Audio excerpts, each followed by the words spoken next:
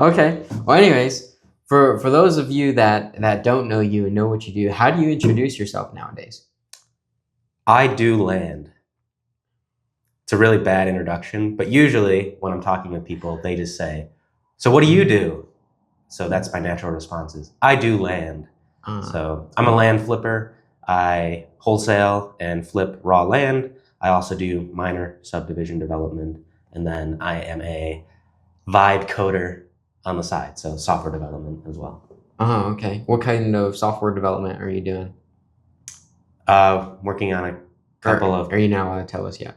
No, I can. Oh, okay. Custom tools for real estate investors, entrepreneurs, people who want to acquire properties, acquire businesses, and analyze them. And so we're currently in the alpha phase of that, working towards our beta and moving slowly because we're vibe coders, but we'll get there. I still don't have my affiliate link. I can give it to you. Oh, You can sell whatever you want. Okay. You should just feel bad if you sell it to anyone Oh, because there's really nothing for them to use. bummer. Okay, so you do land full time, Full time. and then you just have fun in code. You're a freak in the lines of code in your free time. The freaking lines of code, yeah. The freak in the lines of code. Yeah, so real estate, but specifically land, is my day-to-day active income. It's what keeps the lights on. It what keeps me fed, and what allows me to join things like Owners Club. Okay. The software development is part of my longer-term vision Okay. of the impact that I want to have on the real estate entrepreneurial industry. I have this 5-year vision of basically destroying spreadsheets. Okay. The past 4 years that I've been in real estate, just the disconnect between all these different real estate platforms, tools has been painful, to say the least. Yes. Software developer, I'm a pretty tech savvy guy, but still it's painful. And I can see why a lot of people who aren't necessarily tech savvy, whether they're older or they're just not interested in it, or they never really got too used to using computers, like where they would struggle. There's a lot of tools that promise great results, but in order to actually achieve them, you have to grind through a lot of nonsense. And so my MO is to try to make things as powerful yet brain dead simple to use as possible, and make it so that software actually does help you achieve your goals rather than hinder you, like I see that it does in a lot of cases. People last one. You can get an affiliate link for that. Yeah, but I'm not going to sell a spreadsheet. So to distill it all down, my goal is to build the most powerful yet easy to use AI-driven software tools for acquisition and analysis of real estate and businesses. Okay, so that's a long-term vision. Yep. Okay, and for now you're doing land, but you are investing in that in the side.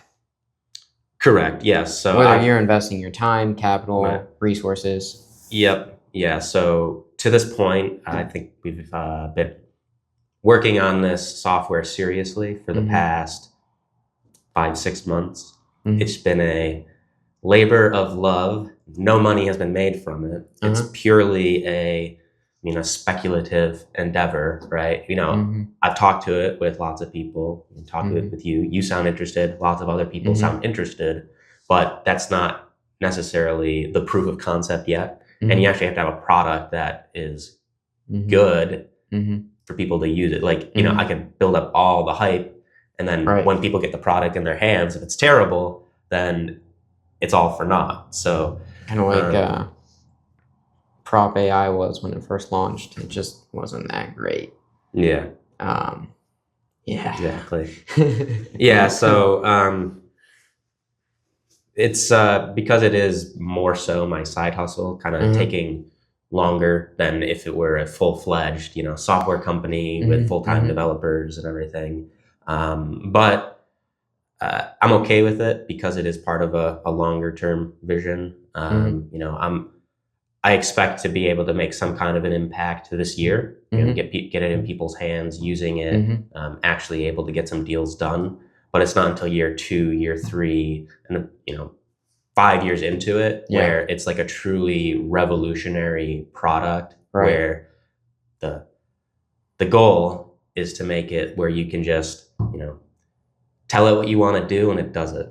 You know, just speak to it. Like you could literally just speak to it if you wanted to, or just type it out, give it some instructions. Have you seen Simple, what Ryan Serhant made for real estate agents and brokers? No, I haven't. You can literally just speak to it and say, send over the LOI or send over the purchase agreement to X, Y, and Z agent, and it just does it. And how nuanced is it though? Like, is it just like sending over a very like boilerplate LOI? It came out, I think maybe 6 months ago, so it's still fairly new to the marketplace. I haven't used it personally, but I just know that's something that was built. I wasn't sure if you've heard about that or not. No, I'll have to check it out. Yeah. See what I can steal from it. There you go. Download the app and rip apart all the code. Yeah. There you go. Okay. So you have all this stuff going for you now. How did you get to that point? Like, when did you step into real estate? What made you want to? We know what got you into the software development, because it's all a bunch of broken spreadsheets merging together. So how and when did you get into real estate? So I live in Greenville, South Carolina now. I haven't always lived in Greenville. I grew up in Buffalo, New York, cold and gray and snowy for 6-7 months out of the year. So spent the first 25 years of my life there. And while I love Buffalo, I'll always have an appreciation for it. I'm not upset at all that I grew up there. I got to have many years of lovely Bills and Sabres sports fans experiences. But Buffalo genuinely is a nice place for 5 months out of the year. The rest of it, it's kind of painful weather-wise. But yeah, so I grew up in Buffalo, went to elementary, high school, college there, got my first job, which was in software development. Nice. I went to school for computer science and digital media arts, got a job at the University of Buffalo working as an integration specialist, a data analyst at the end of the day. So I was responsible for connecting all of these disjointed systems. That the school has tons and tons of data, these old archaic Oracle databases, and they have these newer systems, like cloud-based systems, that they need to get that information into. And it's actually kind of a similar problem to real estate, is that there's just like no like common standard. And so in order to move data from database to platform could look like anything. And it's, you know, that was my job to basically bridge the gap between the softwares, get them talking. And so that could be, you know, API calls, or like passing in a spreadsheet or text, or like there's all kinds of like crazy, like different ways that that information could communicate. And so I like the job, you know, it was something different every day. And the thing that I like about software development is that it's like puzzles at the end of the day. You know, you're, you know, not, you know, like putting pieces, like literal like pieces together, but like code is kind of like components that you have to like plug into one place or another. And because there is no like roadmap to like, oh, this is how we connect these two systems. Like the job is to figure it out. And so I like that. You know, it's kind of like, I have a problem, I need to figure it out, and there's no necessary solution. It's my job to figure out the solution. So I like the job. I like the people I worked with. But then COVID happened. And that, you know, shook up the world in a lot of ways and really changed things for me.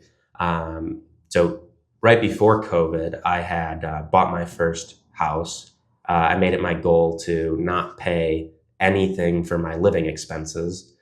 So I bought a duplex, house hacked it. I lived in the lower unit, rented out the upper unit, and I actually rented a bedroom in my lower unit that I lived in Mhm. to my cousin. Okay. And so at the end of the day, I was actually making $100 to live there. It was cash flowing. Exactly. Positive. That's awesome. With me, like living in there, right? Yeah. Like I was making $300 a month from that lower unit from my cousin, whereas I could have been making $1,300 a month. So co-living, bro. Yeah, exactly. Co-living before it was cool. Yeah. And so that is kind of what got the the real estate bug started. Mhm. I didn't go into that property thinking, oh, this is an investment. Like I said, my goal was just to avoid paying rent Yeah. or just like coming out of pocket. Yeah. Okay? And so I think I learned about house hacking from like the Bigger Pockets, which is kind of guess like my gateway drug into things. Yeah. Bigger Pockets has its place. It gets people started. It's dying now. But I started learning like, oh, people will actually acquire properties for investment. In my mind, up until that point, I thought, oh, most people who are investing in properties are just flippers. Mhm. They go in there, rehab a property quickly, put lipstick on a pig, sell it.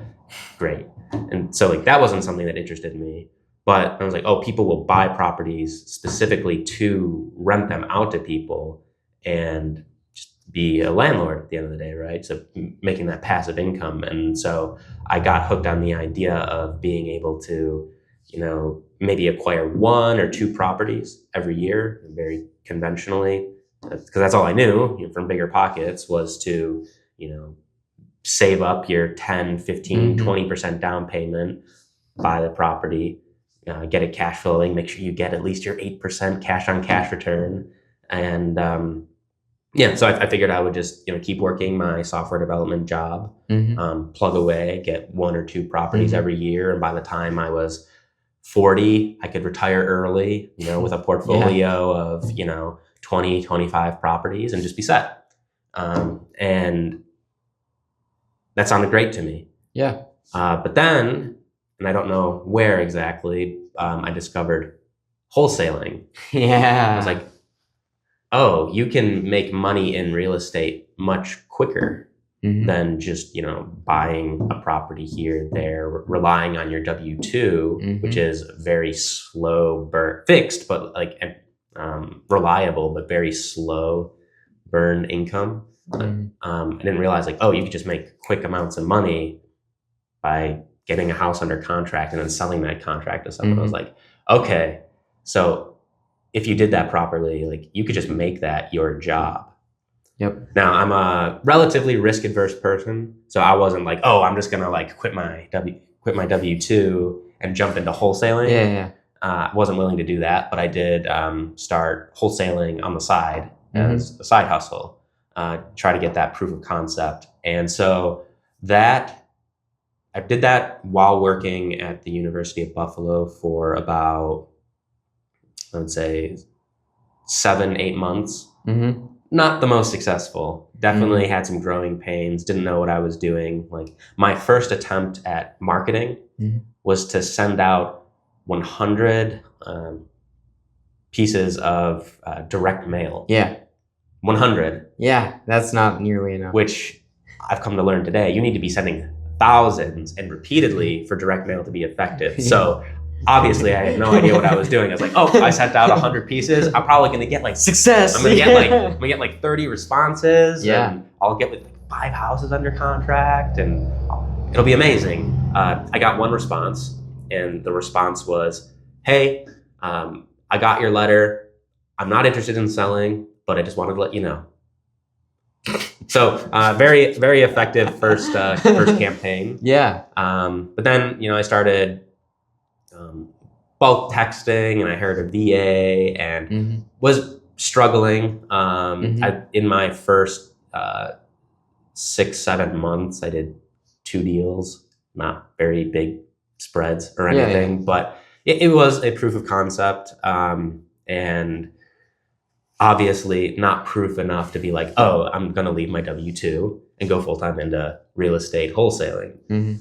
But COVID, bring it back to COVID, that really changed things. I worked at home for just under a year before they decided to bring us back into the office, and there were a lot of policy changes. The University of Buffalo is a public, state-funded SUNY school, so whatever the government mandated would be the requirements, and so there were, certain things, certain policies that I didn't like, that I didn't want to be a part of or be forced to do anything, and I especially didn't like that they were being so like black and white about whether people needed to actually go back to working in the office. They said that everyone in my department, which was like the IT infrastructure code department, needed to go back to the office and work there for student morale, which is the most silly thing I've ever heard, because we're literally in a room that no one knows about. Like, whether I'm in that room or at my house or on the moon, students would never know. Like, I'm not a front-facing administrator or a teacher. Like, so I provide no student morale. You get your little closet in the back room. Yeah, exactly. Yeah. Well, I mean, which is another thing. Like, as nice as the job was, like, I didn't like being, shoved away in a cubicle in the corner all day and not having the flexibility to go where I wanted.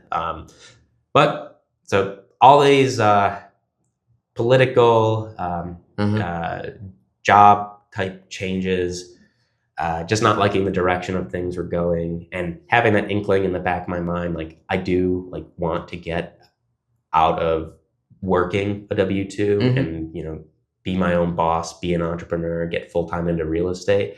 Like, all those things combined, like, what the heck? I have a really terrible proof of concept, but it did work. If I dedicate myself full-time, it should hopefully work even better. So I just took the leap of faith. I had a little bit of a nest egg built up from my job, and just quit with no plan other than I'm gonna do real estate. So I left that job, went full time, struggled some more with traditional wholesaling for about 3 months, and then I discovered creative finance. People talk about social media and how it's not good, and nothing good comes from social media. But I have to thank Instagram and its ads, because it serves me up some really good ads that have changed the trajectory of my life. I got an ad from Pace Morby.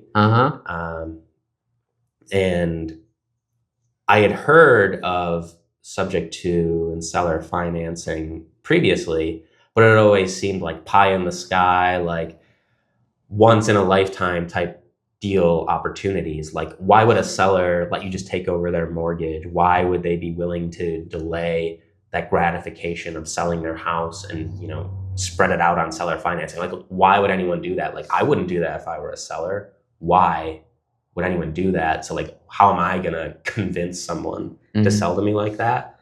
And it wasn't until I saw that ad from Pace, and he just broke it down on a whiteboard, like exactly why someone would sell one of those creative ways. And I was hooked. I was like, whoa, like, this guy knows what he's talking about. I signed up for sub 2, use my affiliate link. But and that just really changed things. And it just worked for me a lot better, because with creative financing, it's more so about working with the seller to either help them get out of whatever pain, whatever problem they're in, or to help them gain and earn more money at the end of the day. So you're helping the seller to solve a problem, and approaching it from that perspective, where I'm working with the seller or helping them, sits a lot better with me, and I can have those conversations a lot easier than hey, I'm coming in to buy your house cash and I need it to be this price because your house is garbage. I don't have that negotiation as well, and was one of the big reasons why I did struggle. It was it wasn't getting leads or anything like that. It was just literally getting people under contract at the price that made sense. And so being able to work from a problem solving perspective just made it that much easier. So then I started to have success with doing creative deals, more so buying them myself instead of wholesaling them. And then I realized, wait, I could go wherever I want. I don't need to stay in Buffalo. I can escape the cold and gray and dreariness. So that became my next goal was, okay, where can I start?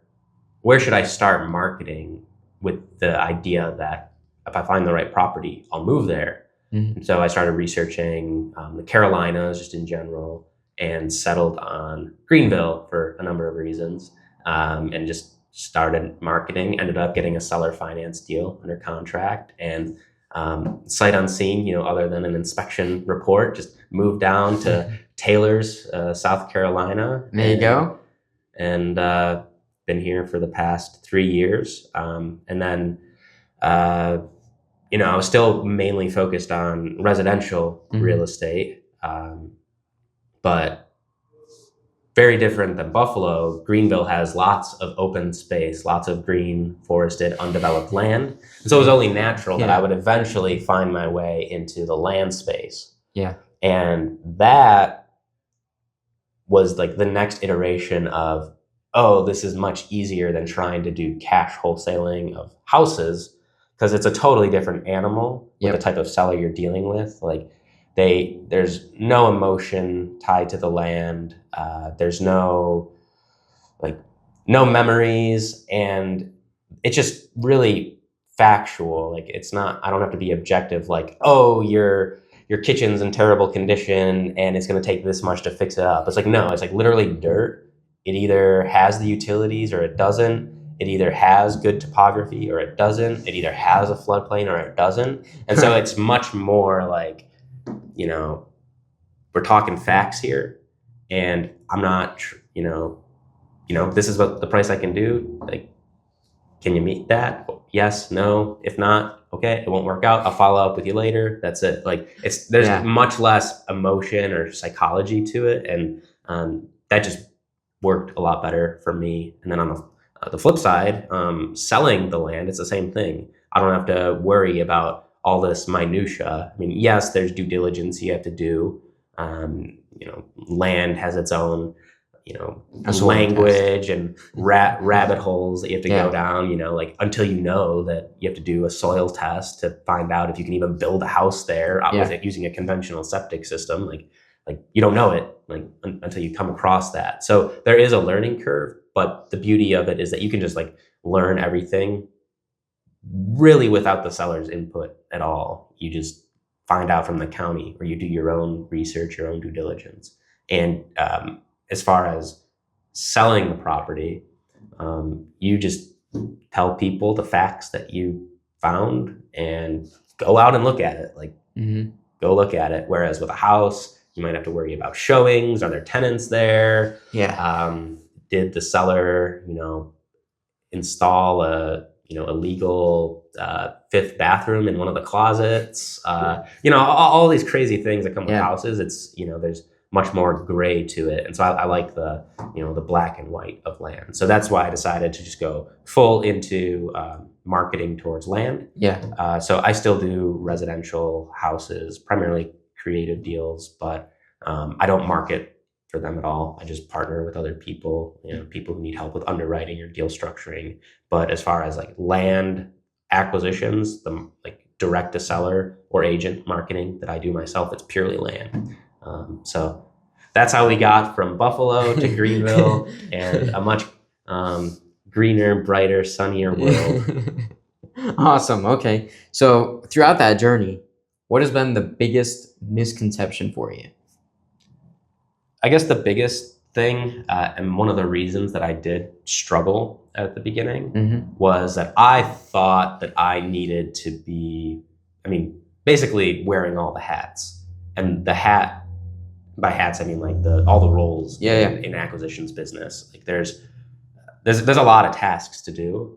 I'm a software developer. While I don't love sitting in a cubicle all day, I like the ability to go out and enjoy the world whenever I want. My natural state of being is sitting alone in my room looking at a computer. I'm introverted. I like looking at numbers, spreadsheets, structuring things. Whereas the front facing talking, negotiating with agents and sellers. While I can do it, it's not my natural state where I want to be all day. Like I can do it in very short spurts, and I'm not the best at it. Like, there are people who like really excel at closing deals and getting them locked up and under contract. But again, while I can do it, it's not my strength. And so I guess the way that a lot of gurus or people on social media who present like, hey, get into wholesaling or just get into real estate in general, they kind of like fantasize like the ability to negotiate and get them under contract and being that closer, you know, talking to the sellers and being that front facing person, because there's a lot more glamour in that. Like you can actually like show like, oh, I had that great conversation, I overcame that objection, and effectively like I won, right? Like and you can you can record that, show that easily. And so I thought that's what I need to focus on, because like no one's making like content about, oh, look at me, I'm staring at a spreadsheet underwriting the deal all day and making sure that it actually works. And so I thought that I really needed to focus on the front end closer acquisition side. But what I didn't realize is that you can work with other people. You can rely on them, let them focus on their strength while you focus on yours. And so once I started doing that and just really leaning into my back end strength, the unglamorous, you know, in the behind the scenes, like basically help engineer or orchestrate the whole transaction, things started to pick up for me. So I'm still happy to have a heated conversation with a friendly until not Southern gentleman, but I much prefer allowing someone like you to do it and just bugging you until you want to talk to very unhappy. Oh, we got an unhappy camper. They've got 60 acres in Pelzer. I really want to buy it because it would be a perfect subdivide. But they don't like talking to Filipinos. That makes sense. I don't like talking to Filipinos. Gee. Unless, you know, yeah. Well, so we had I had Steven and Chris, our VAs, call these sellers, and Steven had a 22-second conversation with the lady, and his note for me was very rude, but I think she'll entertain an offer. And then Chris managed to have a 3-minute conversation, but he ended up on the phone with the son, who was not too happy to be talking to Chris, because Chris, you know, he doesn't quite get the nuance between, you know, on market and off market. So he kept saying like the land that you have listed, your off market listing, and you know, not the strongest English. So not that bad. But just the end result was him saying everything's for sale, like my beautiful black pickup truck, you know, like I love that thing, but you know, for the right price, everything's for sale. So I think they would sell at a price that could make sense, given that there's a lot of upside profit potential, and I think they just need a little bit of American, especially Southern American. What's going on, Miss Becky? Yes, exactly. To we can do that. Make them a bit happier with the conversation. We can do that on the car ride down. Yeah, let's do it. All right, that'll be good. Okay, so biggest misconception is that you needed to wear all the hats, and you chose to continue to be the guy underwriting the deal and having other people call for you. Yeah. Okay, so what's a hard day look like for you now? Hard day? What's a hard day? Like terrible, oh my gosh, this day was beautiful. Or excuse me, terrible, it was like super hard.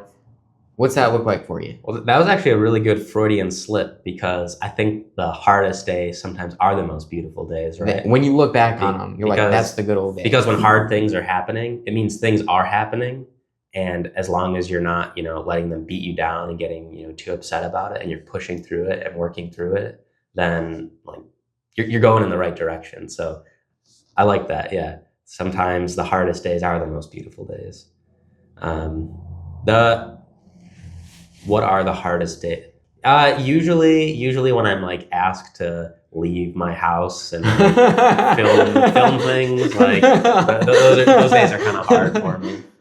No, I enjoy it. I mean, that's one of the things I love about being an entrepreneur, and especially a real estate entrepreneur, is like I could just be like anywhere on any given day. Like I was just in Phoenix last week. I was in Dallas 2 weeks before that. But you didn't pitch sub 2 mingle. Pace said that he thought he saw me in a porn film, and that was my that was my perfect opportunity to be like, no, you saw me on sub 2 mingle, but I dropped the ball. I'll get him one day. I'll see him. I'll get him on sub 2 mingle. Okay. But like I told you, I did learn that he doesn't respond to his DMs. Someone else does. It's not his DMs anymore. Like he had to pass it off because he's only one man. He can't respond to thousands of DMs every week. And so yeah, he didn't even. I think he didn't even read yours. It was a VA or something. Dang, it still took him 4 days to respond. Yeah, he says that his team isn't the best at responding to DMs, or like capitalizing on all of the milk that he puts in the fridge. That was his analogy. Interesting. But I mean, I don't know that I can like seriously, like, can I actually like generalize like what does a hard day look like? Because all days, have their ups and downs to them, and they're so different because I am working on software, but I'm doing land, but I'm also I work with people who just have like a house. They need to have a deal structured, and so usually like the most like difficult days are the things that kind of drive me a little crazy, is when I help someone and they don't actually like follow through on that help. Like why did I just spend that time helping you underwrite a deal if like you're just going to drag your feet and not actually go back and try to like present that to the seller or get it structured? That's why you get on me about Fredonia. Yeah, exactly. Well, no, that's different because you like I haven't helped you underwrite that at all. Like all I know is like I'm interested in it, and like until you have that conversation, like we can't look at it. And like I genuinely would be a buyer on it. I'd love to buy it, but yeah. So it's all about the follow up, just trying to keep you following up. But then there's always like crazy things that are unexpected but kind of expected, because you tend to expect the crazy, like especially when you're a land acquisition company. Your whole business model is acquiring the land and then selling it. We are buyers for certain properties, specifically like ones that we can do minor development to subdivisions, but a lot of the times, especially smaller parcels, we don't have any interest in holding those ourselves long term, so we just buy and sell, hotel, or just straight up wholesale it. Oh yeah, because wholesaling land is legal in South Carolina. What about in Tennessee? I don't know. That's a good question. Did you see what happened in Tennessee? I saw generally. I don't know the exact implications, and does it apply to land, or is it purely residential, like in South Carolina? I don't know. I have to look into it. But what's great is that the business model for land, if you get things under contract properly, it's pretty common and pretty feasible to just truly be the buyer, buy it, and then sell it after the fact on the market. So wholesaling laws and their impact on land aren't really something I worry about too much. Okay. But yeah, so the biggest struggle seems to be on the disposition side. You come to expect what you expect from sellers. They're ready to sell when they're ready to sell. It's all a volume game. You need to, touch this many contacts to get them to actually be leads, and then those leads, like only so many of them become deals, and then Mhm. you get to the point of like, okay, we're ready for a contract, and then the seller ghosts you, and like it's all expected, like that just happens. Mhm. Whereas on the selling side, you know, when you're trying to dispo it to an end buyer, that's where it starts to get frustrating, because it's difficult to sometimes tell the difference between someone who actually is a buyer or is just a wholesaler themselves, and they're trying to daisy chain your deal, or they're not actually that serious and they're just going to waste your time. Like there's been so many times where it's like, yeah, I'm ready to go. I send out a contract and then nothing. It's like, I expect ghosting from a seller, right? Because like, oh, it's a tough decision to just like sell to this random guy who reached out to me. Yeah. Whereas it's like, hey, like I'm marketing land. You raised your hand to say, I'm interested in buying it. We came up with a price that worked for both of us. And now all of a sudden you just like disappear. What the heck? And then you'll have, you know, buyers who go behind your back, and, you know, they'll go direct to the seller, like Give them cash at the doorstep. Yeah. And it's not always like out of malice or intentional, like going behind your back, but like the situation you're referring to, we've talked about before. I got a property under contract. The owner of the land owned the house in front of it. And so effectively his property was landlocking the lot behind it that I had under contract. But that's okay because we can get an easement from the seller. The trouble is when marketing the property, people are going to see, oh, that land's landlocked. I don't want to buy that. So in order to get out in front of that, I need to say, well, no, the seller owns the property in front of the parcel, so you'll get an easement before closing. So like I can't hide the fact that the seller lives right there. And I don't really care that much to hide that fact, other than the other fact that, you know, people aren't always the most upstanding. But then also the fact that like a lot of people don't even know what wholesaling is. Yeah. So it's like, oh, you're like, they don't even like, can't tell the difference between an agent versus a wholesaler versus the seller themselves. And so what ended up happening in this situation, like I actually really don't think that there was any ill intent. I think the buyer just like, first of all, didn't even know like how real estate transactions work, like to begin with, but also just thought maybe I was the seller. And he just went out to the property, the land, to look at it, but then also knocked on the owner's door and gave him $38,000 in cash right there to buy the land.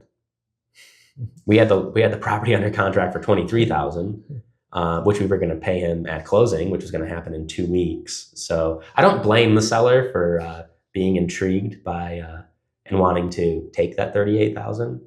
Was that 1.5 times the amount? No, it's almost double. It's like 1.75. Yeah. And so yeah, like that buyer, like add them to the buyer's list for future deals. Just like didn't, I don't know, like it doesn't seem very smart to me to just give someone a bunch of cash without having gone through you know, a whole closing process to make sure that you actually get the deed, to make sure that title's actually clear, to make sure that the seller actually gives you the easement that you need to access your property. Yeah. So I actually don't think that there was any ill intent there, but just some naivete and, you know, not really understanding how real estate transactions work kind of blew up that deal. Yeah. At the end of the day, instead of making a $13,000 assignment fee, the seller gave us a $4,500 cancellation. So it worked out kind of for everyone because we got a quick little win without having to fight a nice long legal battle to, you know, file a memorandum and, you know, just have bad blood with the seller and then him not even want to give us an easement and then have to sue him for that. Like it would have just been a mess. And so, you know, that's another thing that I've learned over the years is to really weigh the pros and cons of anything, right? Like you can turn anything into a deal if you try hard enough, but how hard do you have to try to turn like a bad deal into an actual deal? And is it worth it? And in the case of that deal. It was not worth it. Much better to just take that small amount and be able to turn my focus onto other leads and other opportunities that would be simpler and make a lot more money, ideally. Yeah. Cool, man. Yeah, that's the people down here are crazy. Like with some of the way they think everything works. Mm-hmm. The guy over here and on that other deal we closed on the land deal we did. That guy was something else, man. He wanted you to set his tires on fire or something. Oh yeah, he wanted us to move his tires. We're like, okay, we'll move the tires. Then he's like, oh no, now you need to dispose of the tires. We're like, yeah. That wasn't in the agreement. So yeah. So you have the acquisitions team and you have all these VAs. You have people that make calls for you, like me. If someone wanted to work with you, what is something they should bring to the table? A readiness to learn and a willingness to actually carry out what you're there for. Mm-hmm. So before my land acquisition business really started getting traction, and I made that my main focus, I did actually operate a residential acquisition team. Very, very failed. The whole plan was to basically partner up with someone else who had experience like me, more so the outgoing visionary type who likes the direct-to-seller stuff, likes coaching people, like amping them up, getting them, more so the rah-rah inspirational. Whereas I'm more like the tactical, like education, like nuanced, like this is how real estate deals work, and this is how we're going to get the actual transaction done side of things. So more so like the educational side of things. And we partnered together and started a team where we would bring in newer people. For us, that's a great benefit because they will work a lot less than someone who's like much more experienced and will work purely as a closer, right? So bring in newer people that you can help train and build up. And the benefit to them is that they're getting like real life, actionable like opportunity to be involved in real estate deals without having to know everything, right? Mm-hmm. They're kind of being guided by this team of experienced leaders. They're not going to make as much money as if they were running this team themselves, but also how much success would they have running that team themselves? We poured a lot of energy, like had at least one call every week, but we're having like multiple like training Q&A type calls to like answer all kinds of questions, whether they were about a specific deal that person was trying to work on, or just like in general, like any random like, oh, I was just wondering about this, about real estate. Like we were just there to be like support. And that became our role rather than actually like doing the deals ourselves. Or going out there and doing the stuff that we had success with in the past.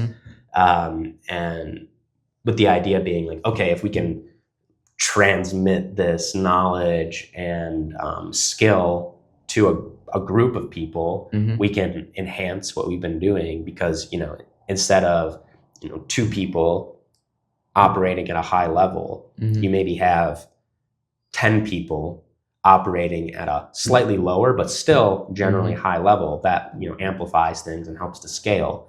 That team did not go well because it's really tough to make people do what they're not committed to. Yes. No matter how much you amp them up, I think a lot of people have the same misconception that I started out with is like, I need to be talking to sellers. I need to be a closer. Like that needs to be my role. So a lot of the people that were coming in to call sellers and agents and serve that role working on our team, I don't think they actually wanted to do it. Right. So just like I did at the beginning, like make any excuse to not actually do it. Right. They would just ghost us, disappear, not actually, do the work and call the agents or fine. or like I would, I would, help them underwrite, be like, hey, this is what you need to go back to, like, with to the agent, to be like, this is what we can do, and see if it works for both sides. And they just wouldn't. And so, or like even the people that would, like, it's a numbers game, right? And so like they would, have a few conversations that would start going somewhere and then would fall apart, and then they would just get like kind of, discouraged by it and not realize, like, you need to put in a lot of reps to actually get that deal, to get that first deal, that next deal. Like it does take more than just, 5 calls, right? And so 100 letters. Yeah, more than 100 letters. And so there was just a lot of inconsistency. That's one of the things that I personally pride myself on, is being consistent. Consistently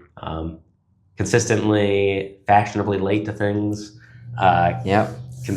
But like, if I say I'm going to do something, I'm going to do it. And I might be a little slow, or it might take me a little longer than I said, but I will do it. It'll get done. Whereas I think a lot of people will say they're once they learn, like, oh, this isn't what I was expecting, kind of like drop the commitment in their mind and run away.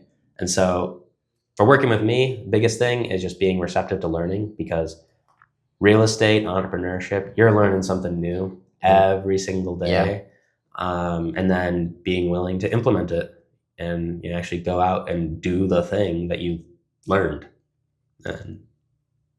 Okay. So you look at consistency as showing up every day, or how do you measure your consistency? Consistency is showing up every day to some extent. Some days are better than worse. I have days where I feel like the most productive guy in the world. Other days where it's like, oof, that was rough. But at least I did something, right? Like there's no day where I don't do something, at least a little bit something, to further my business or to like move in the direction of either fulfilling whatever tasks I've committed to doing, or just moving in the direction of my overall goals. And it doesn't have to be grinding all day. Like you don't have to be full-time in it. Like it can be a side hustle at the end of the day, right? You don't have to be full-time in real estate, in operating a business. You can still be working a job while being effective and consistent. It's just, personally, I think doing a consistent, like every single day, doing something small, whether it's 20 minutes, 30 minutes, an hour, amazing, every single day, instead of like having some like big bursts, like every couple of weeks or something, right? Like I would much rather that you spent 20 minutes every day working on whatever your goal is, than like getting the bug, like, oh, I'm going all in on this, like doing tons of calls one day and then letting weeks go by and not to basically reset, and then doing the same thing like 3 weeks later. It's just like a very like start and stop process, and you just can't gain momentum that way. It's very, very way too overused analogy, but it is just like a snowball, right? If you only start building your snowball every time that it snows, and you build it to a foot round, that's great, but it doesn't get you to a true like massive snowball that's gonna snowball into something big. But if you're you just put a little bit in consistently during that snowfall. Not that we get a lot of snow in South Carolina, but this is my Buffalo speaking. But if you just keep consistently building that snowball, you keep doing it through that one storm. You keep building it. Eventually, it'll just grow to a huge size that like it can't help to grow to, because it'll just keep rolling and rolling and rolling and without you even doing anything. And so, yeah, just that little bit every day, I think, is the key, rather than stopping and starting and getting little bursts here and there. So just keeping it consistent by doing what you're going to say you're going to, even if it's a little bit, just doing it every day. Yep. Fair enough. Okay. And I mean, and if you can do like 8 hours every day, amazing. Like, right? That'll grow it even faster, but it doesn't have to be. It's much better to do, again, 20 minutes every day than it is to do 8 hours every month, but to like really pack that 8 hours into like 1 or 2 days. It's interesting that you say consistency is every day, but then there's consistency and then there's the frequency. So consistency, you would say it would be, sticking to that schedule every day. But I would argue that it may be a frequency for every day. But if it's a consistency of Monday, Thursday, or Monday, Wednesday, Friday, and then you do Saturday, would that still be consistent, or would it just be less frequent? Yeah, that's a fair distinction, and I'll give you that point. That yes, there is a difference. We're not here to rack up points. Yeah, and so honestly, like if it's hard to give like a general like solution or piece of advice to that applies to every person out there. Right.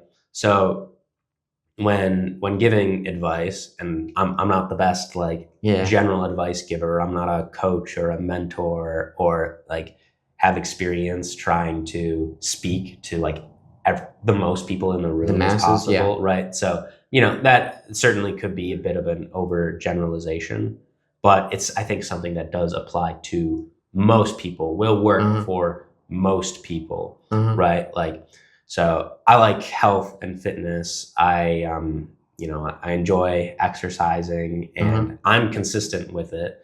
I used to, when I was in college, I would work out 5, maybe 6 times every week, right? So I took very few days off, and I had that approach of like, at least I'm doing something pretty much every single day. And at that time, I was just getting started. I had the opportunity for newbie gains, and could kind of like overwork myself beyond, what most people probably should. I was a young, athletic guy. And so I was able to do that and keep it up. And for me at that time, that was like the right thing for me to do, because it wasn't necessarily about making the most optimal like gains. It was about getting into that habit. Like, I'm a guy who works out. I'm a guy who cares about my fitness. And it just became internalized habit. Nowadays, a bit older, I've got, what? Nothing. I'm not like an old, like, old rubber man, but like, I'm older. I have more responsibilities. Like, I'm not just working a W-2. I run multiple businesses. Like, they take up time. Yeah. I have certain commitments that I didn't have back then. And I do not have as much time. I also like generally like don't have as much energy. I'm still a relatively like athletic, energetic guy, but if I tried working out 5-6 times every week, I would just overwork myself and it would detract from the rest of my life. So nowadays I work out 3 times a week. I'm consistent with it, right? I work out Monday, Wednesday, Friday. And I do, that's like true, like, working out, like, doing gains, right? Like strength exercising, but I'm still like active on a day-to-day basis. I always like, try to get my steps in. I play hockey,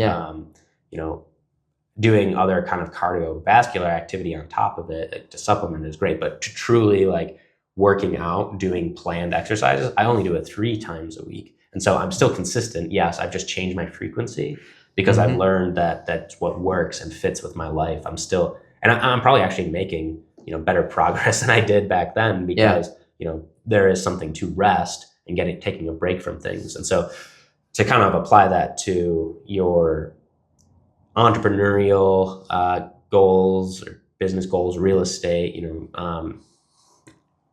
I would still maintain that when you're getting started, it's about building that muscle memory or that mental memory, that habit. I am a real estate investor. I do real estate things. And so doing it every day, I would maintain that doing it at that frequency and making that your consistency every single day Mhm. is the right choice.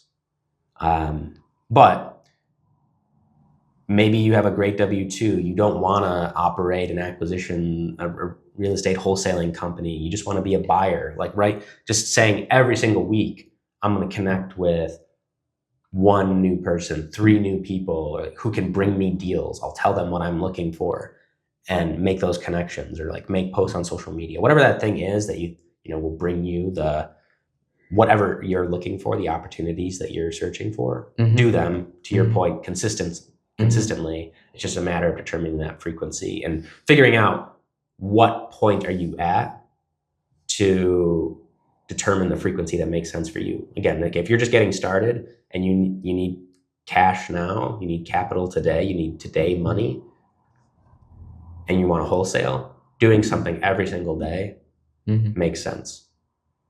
But if you're looking to grow a business, there may not even be tasks that you can do every single day. It might be that you have to have a meeting with your team underneath you once a week.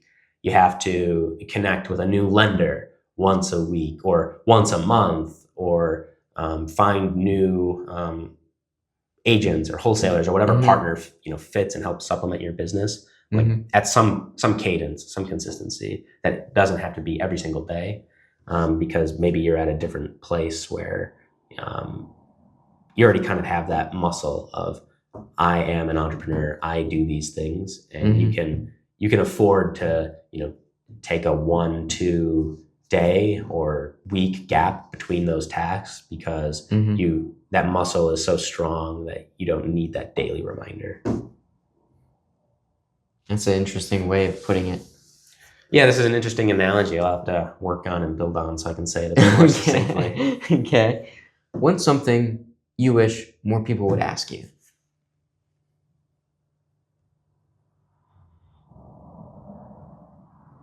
The cameras are off, but the mics are on. That's the context here.